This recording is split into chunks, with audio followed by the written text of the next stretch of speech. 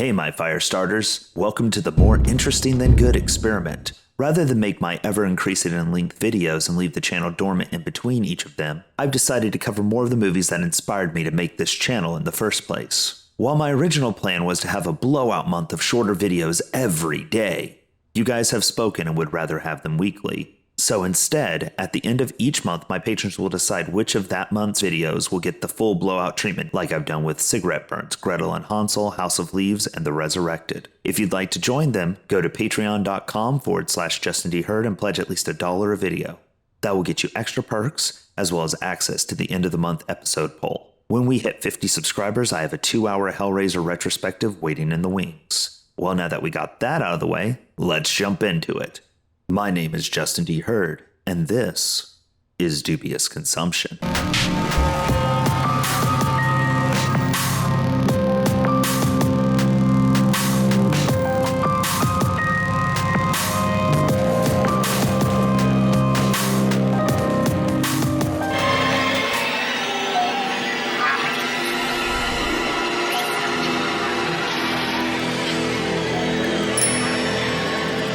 Today, we are talking about Mindhunters. No, not Mindhunter, though if you haven't watched Fincher's deep dive into the formation of the men who profile serial killers, what the hell are you waiting for? Anyway, instead we're covering Mindhunters.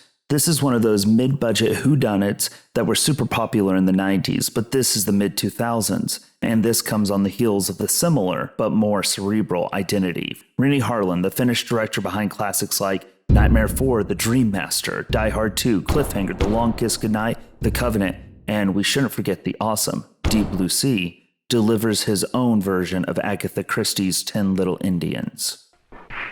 The motion picture with the whodunit break.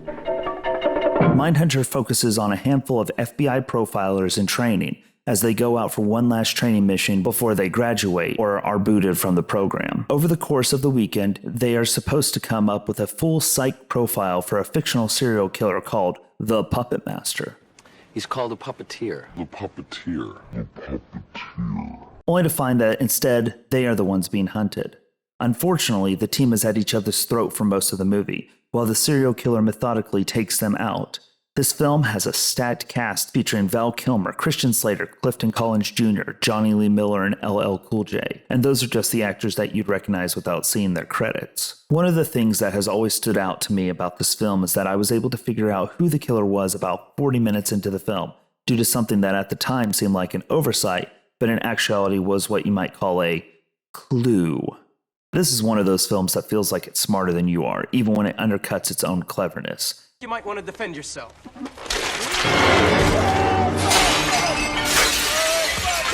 They even have a line very similar to, "I gave you all the clues, Mr. Policeman," which only works if you didn't figure it out with roughly more than an hour to go. That being said, I've always had a soft spot in my heart for Mindhunters.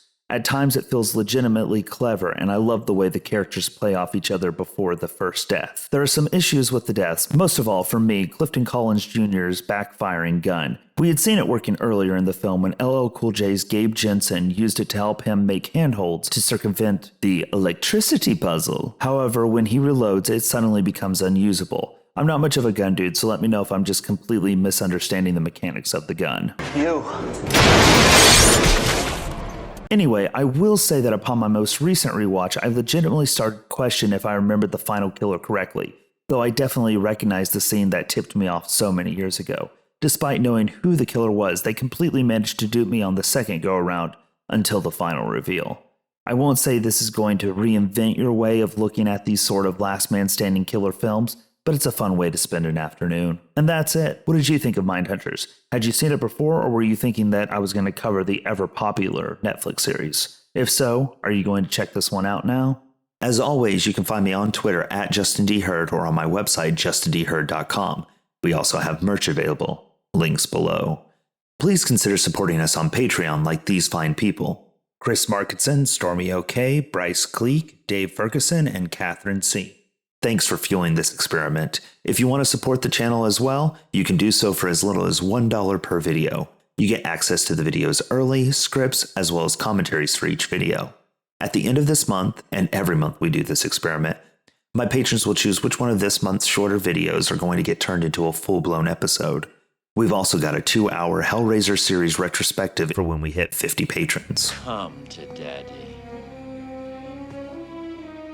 Thank you for sticking to the end of the episode.